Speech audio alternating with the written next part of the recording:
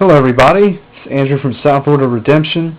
This is a Deck Tech with Jonathan De La Rosa, and he's one of the co-hosts, leading hosts of the South Florida area. And he's here today to share with you a little bit about his deck. So John, why don't you tell us the breakdown of your deck, how it works, what it's about, and so on. Okay, well first I'm going to tell you the name of the deck. It's a Greek word. Actually it's Andronicus. It means victorious men or conquering men. And so anyways, the theme is pretty much just behemoths. Just overpower, just steamroll through the enemy. So it's kind of like a beatdown deck, huh? Yes, with a hint of, some negates, some control. The offense is pretty much red warrior class heroes. And defense are pretty much giant Philistines. This is a casual deck right now, so it's still growing. It's still, evolving, becoming a better and better deck. It's still in its infantile or elementary stages. Anyway, and you could probably tell, just if you look over here to the dominance, pretty much like the basic dominance. I don't even have New Jerusalem in there. I have a Harvest Time that's a proxy, but I do on the real one. I couldn't find it. I didn't have one on hand. There's a Destruction of Nahuastin for artifact destruction. And then the artifacts here, you can see Covenant of Noah and Unsuccessful, both just for negating, because I'm obviously running huge offensive characters and huge defensive, so I'm obviously not going to have initiative. And my characters, they do ban, so initiative is out the window. And then King's Sword is to negate immunity on all characters. Basically, it's more for against my opponent's evil characters, because I don't want them to, I'll just play Nero or Red Dragon and just all my strength is reduced to 0 and I have a huge like 25, 29 and they just it's reduced to 0. And Priestly Crown, obviously they have access. Altar of Dagon actually will go into my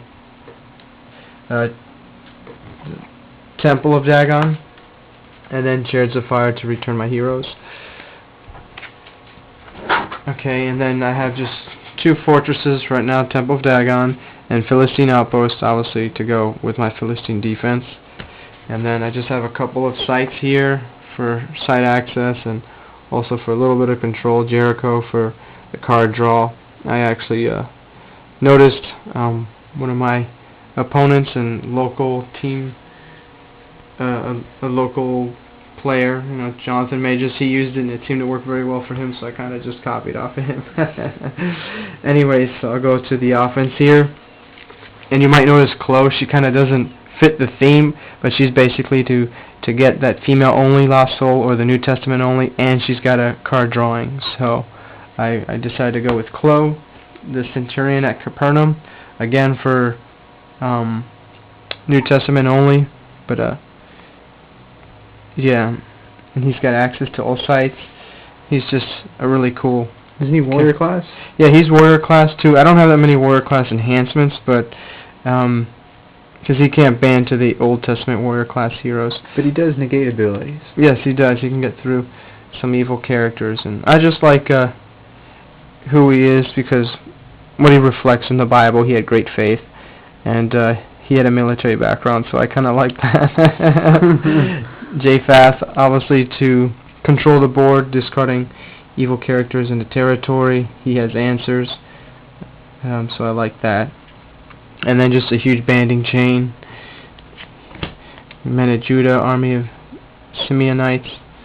They all band, creating huge armies of guys. Recruiting officer, a warrior class hero who can band to all these guys, and then if he dies, he goes into the land of bondage.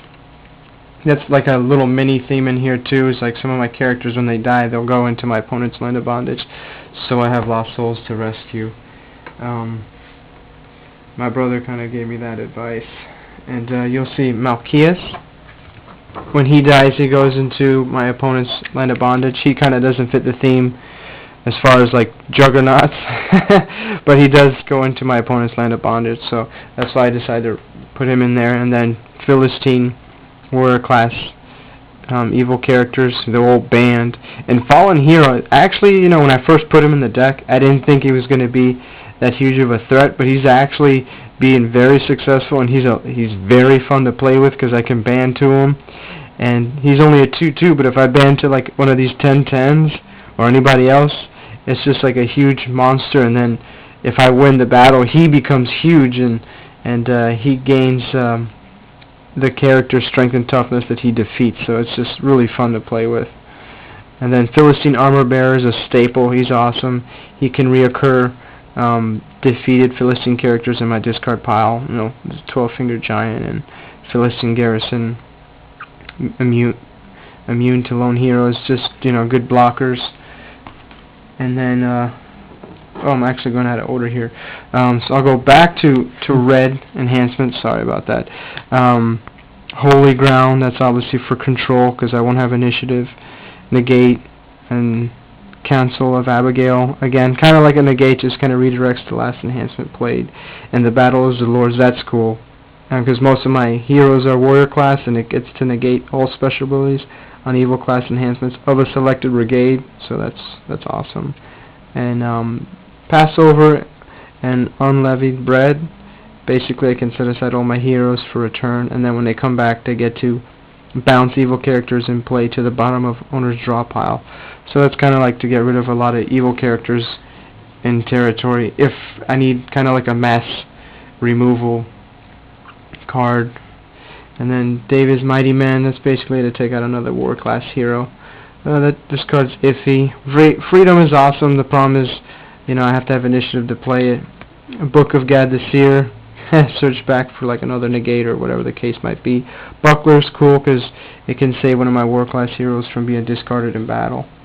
And I'll go to my evil enhancements now. I'm running Philosophy. I kind of wanted to try that out. So far I like it because, you know, I can use it either, you know, both ways, good or bad. Land Dispute, I like it because it's territorial class. Bringing Fear is great because it cannot be negated, and it negates all special abilities on characters and good enhancement, so it's like a very powerful negate enhancement. Again, because I won't have initiative. Devour, another negate enhancement. And Denying Blame, another just controlling enhancement. Pride of Simon can bring back any of these evil cards in my discard pile. It's a great card. Overwhelmed by Philistines. It's very powerful because most of my defense, with the exception of one character, is all Philistines, and they get to discard all heroes in battle, and it can't be negated if a purple hero is in battle. And Philistine Chariots and Horses, that's sweet because it's a war class enhancement and interrupts the battle and draws 2 cards. And I get to play an enhancement. And my Lost Souls, obviously you can tell, I have 3 generic and just 4 Lost Souls with special abilities. Like, again, just to remind you, it's a casual deck. It's still in its infantile stage. So, but that's the Andronicus, Victorious Men, Conquering Men of Valor. All right, John. Well, thank you for your time.